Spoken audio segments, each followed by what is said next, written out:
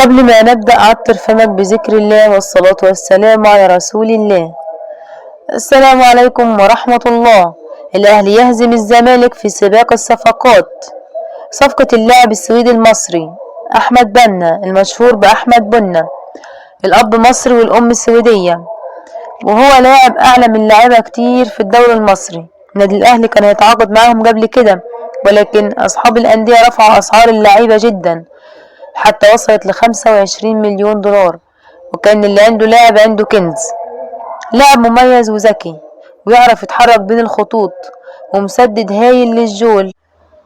وتلقى أحمد بنا عرض من النادي الزمالك وعرض من النادي الأهلي، وأكدت المصادر أن النادي الأهلي يقترب من توقيع الصفقة مع اللاعب السويدي صاحب الأصول المصرية، وذلك مقابل مبلغ مالي قد يتجاوز من 2.5 أو 3 مليون دولار. وأكدت المصادر أيضا بأن مدرب الأهلي مارسيل كولر مقتنع جدا باللاعب، وخاصة لأنه عنده اللعب في 4 مراكز مختلفة صانع ألعاب، ورأى كولر أن هذا اللاعب يستطيع تقديم إضافة في أكثر من مركز.